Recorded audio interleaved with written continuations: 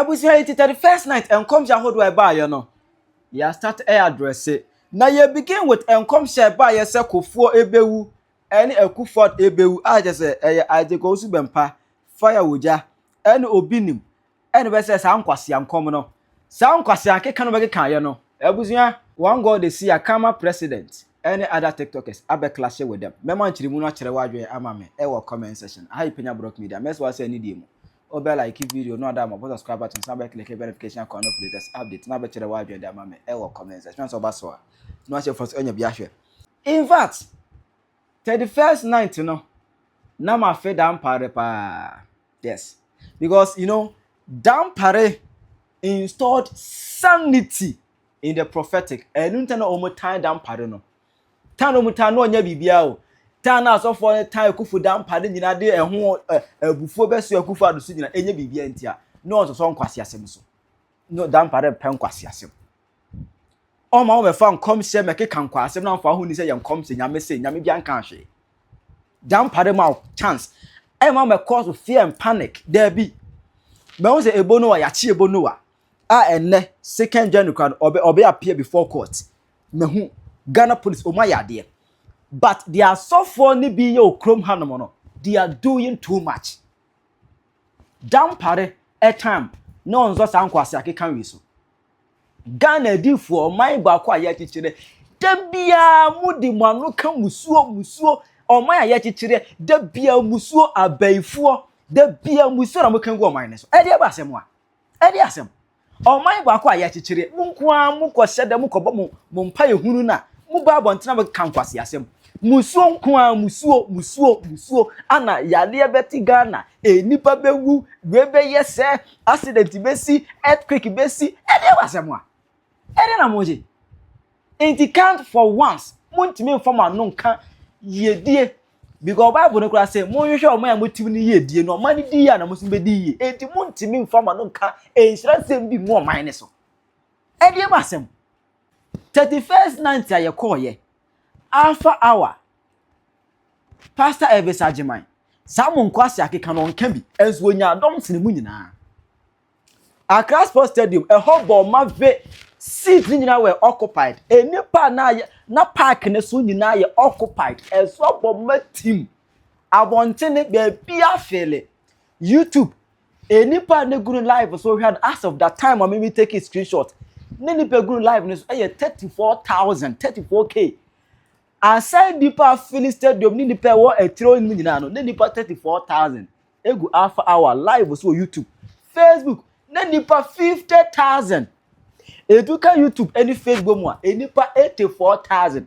as of time I me take a screenshot o de kan bom nipa eba ni na eni nyina alpha hour a puli crowd es ni mu nyina enzo no we bewu eja beto ha we besi sankwase akeka no onka bi Bible si nyam na esum no onye basabasa nyankopon wanfa ehunhum na adua yim edidie na ehunhun yi na nanka minim za sankwase akeka no etu atwa because untimi enya wabusuafo honomo untimi nya wo maame no papa honomo wabusuan panyini kọwinsani no untimi nya ne honomo na wonfa wanu mesi obi papa so obi abusuan panyini obi dihye ono no bo ne bra the breadwinner of someone's family untimi fo wanu mesi ono no ho e me hye nkwase ankom enu obewu na da bia mo de nkom hye ekunwo mu untimi ekeka sankwase asem no US and KC court aha US and ka so for break kamu ko jail aha US a na so sankwase ankom fa manfo obi ani abre bo ne bra no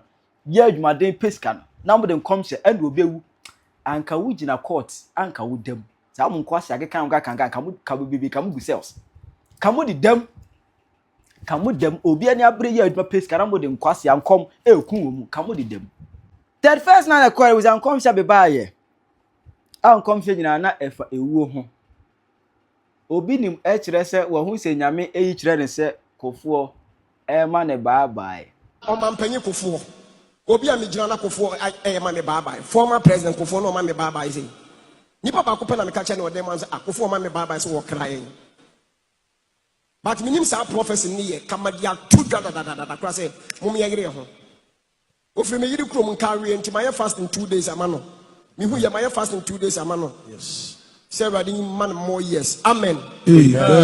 Oh, cry me say ya. Give me a say nipa bebrebe ase egu baabi no cry o my baba nam say vision wey dem ti ase. Give me answer baba ne why you soon. Nese indirectly no on the Kufuor eba bewu 2026 mo.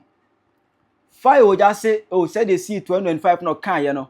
31st night no 2024 31st night no kan say who the former president ebewu na amemu no. Was say ginemu twe 2026 former president ebewu. Na nyo no nko Reverend Dr. Owusu Bempah Osofo Penyini edu kire mu say on kwaro che oba je omumienu nyina o je omumienu okufodo omumienu nyina oda se omunyina ebewu so that it will not happen. Omua omatena Ghana amamu akunya kese so. Omua omatena Ghana amamu akunya kese so. Omua omatena omu atena. Okay. Those who have once ruled Ghana, previously ruled Ghana, let us remember them when we pray. Or else, not one. It will it wouldn't just be one event or occasion that will happen. Now, those this prophecy concerns, let them not rebel against the prophecy.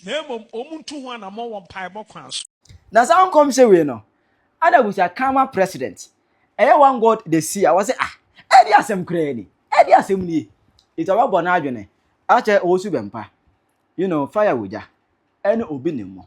So 31st night and come said ye twagu ye na ye ba ye na ye fa ye go so ma na o kenten mi hu say we fra tuntum da o tuntum tuntum o pa ebi o na ye bobo na ye we de enya de abetimi aka chem say wonko when you den uchu mu time enya abete ye pe you still go to this funeral when it happens aya Angel Obinim obafo Angel Obinim o kire say ono antan sha komo sa 31st night na ye but baby enyame de ne honhom ko dua ye pa ne nipa ko hu omo ho na ne etwa ne nsunu mu na ye ne wanwa kakra ye former president odi awu Kufuor ma panyine Kufuor o se na Kufuor ye no bye Angel bye kragana for mami na me ko bye ntino boaboa ho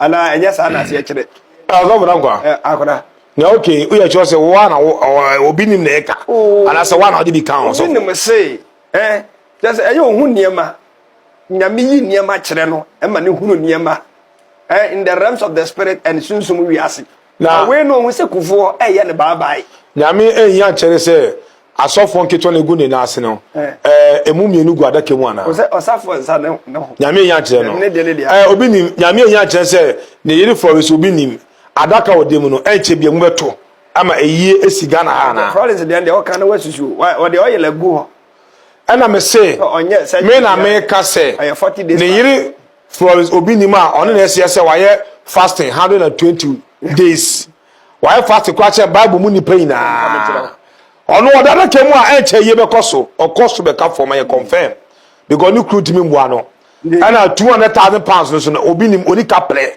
oti versus scanner de emma kapre ni ho de beba ene ni chine aje na yire no eti o hama na yire na de ewu eno de nyawo anka che se Florence Obinim adaka odem no solution ni eti on sane ade na oba na entrance asisu ma na osofo me papa me nana ye bibia ex-president Kufuor onyini wodi nchine sabi enfia nyame de ma nipa bi asase no wetwa amebi asabe de abeka ho abaye mo a ogu so okọ nanim edisi ebe sole na papa nana die wo Kufuor enka ye hu bi ma efri asase so a osofo eye victory eye sad news eye victory onipa bi obacha 80 ekọ 90 ekọ 100 wu a eye victory because wa bre Yapa Kufuor say reach otimu ene yare woni ni pedumu na enem say wo ka so fa na papa Kufuor nka hwe o ko boko because wodi chine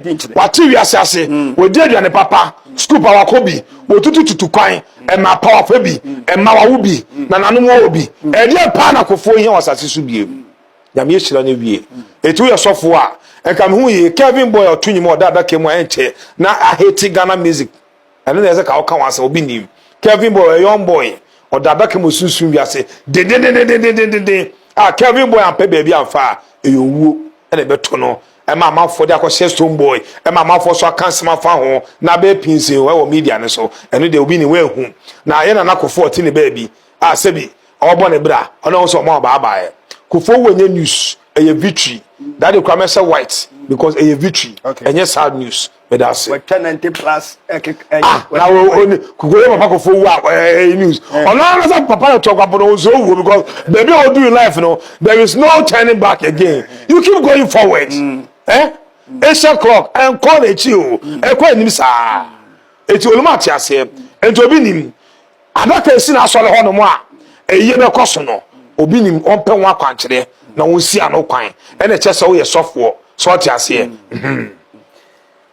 na won se kufo eye ne baabai nyame eyan kyere se asofo nketo na gu ne na ase no emu mienu gu adaka mu ana osafo nsa ne nyame eyan kyere no obinim nyame eyan kyere se ne yiri flores obinim adaka odem no enche bia mu beto ama eyie esi Ghana ana flores de o kan wasusu o de oyele gu ho ana me say me na me ka say ne yiri Florence Obinim a on na say why fasting 120 days why fasting kwa che Bible mu ni pain na ono oda na kemu a enche ye be koso okoso be ka for my confirm because no crew timi mbo ano ana 200,000 pounds no so na Obinim oni kaple otu for say scan de emma kaple ni ho de be ba ene ni chine anye na yire no eti o ha ma na yire na de ewu eno de nyame anka kire se Florence Obinim adaka odem no solution ni eto osane ade na oba na entrance asisu mana na sofo a enka me hu ye Kevin boy otuni mo da kemu enche na I hate Ghana music eno na ese ka oka wansa Obinim Kevin boy a young boy or da kemu sunsun wi ase de ah Kevin boy am pe baby amfa eyowu ene beto no Emma man for the stone boy, Emma man for so can't smell for na be pinsin or media and so, and they will be anywhere home. And man can be sound, send away man on the meeting me sound will be I think young teen see a year a D4 and kind of so. Young call a fire uja. So we knew so I done for say, way, so what fast you. But just for the first time ever in the history of Ghana, as I was earthquake, ABC. Yeah, what any? As of your type of earthquake, and your earthquake, not your earthquake. What you say? And fire would on your research. Share, yeah, your research. So we trying to fire your research. Ghana earthquake si wa asa ebi si wa asa ebi yesu akwapo no 97 na yehwe cantata sata kwa na 6 match yehwe cantata after 6 match na yehwe cantata osofu dazi mo ya muyi that day kwa earthquake take the whole Ghana 97 okay uko uridi akas uko history owu ku gwagwa bebi o sa identify oja ya bote why na countries o mukita earthquake no Ghana enka ho Ghana ebetimi awoso because makati ya awoso de bia tembe etimi woso short ase eya mo hye nkomo a ebe benefit mu nkofo na etimo na ase no obeti asole de mo dwale aba oba ya afi ebesimu onye adwuma nye awale obi ase ne pe adwuma onye bi nyeye sikasem ayebasa ene wodwana ba 31st night na nkomo a wo hye refa na wo be nkomo a wo hye de na bebre no osofo yenko ye ni why na fire oja say no omode prediction na ebe wiase they want to take the prophecy out. Prediction belong to the what? The world, the physical world. Prediction belong to the physical world. Onipa bi ma prophecy afa election ho no enye prophecy eye prediction. Onipa bi ma prophecy afa boxing ho no enye prophecy eye prediction. Onipa bi ma prophecy afa soccer eye football ho no enye prophecy eye prediction. Onipa bi a obema prophecy afa ade bia obi aya aware ho no is no more prophecy eye prediction. Prophecy belongs to the physical world that everybody is aware. And what? Prediction belongs to the physical world. Sorry. Prediction belongs to the physical world that everybody is aware. prophecy belongs to the dark world that nobody knows. Just a home the fifth or the bar. Tina say prophecy. If you nyakopon on the eba, because angels and nyakopon and nam omo the tam ni ebe si ni ebe toye ni eda wonim ni ebe ba ono the abrel no we to an more. Na nya de obi anim say MPP ni NDC. Enye de obi anim say Barca ene Real Madrid. Enye de obi anim say boxing Money Pacquiao ene Mayweather. All those things are your prediction. So let your brain wake up. Traditional preachers, dining with the gods. Now, yeah, mama prophecy. Why? Now, prediction energy we are suffer. Also for going Yo, also for fire with ya. Yeah. I in the year 1997. I just had it here. On the 6th of March. 6 March, my boy. 4.4 magnitude earthquake near Bawi, Greater Accra.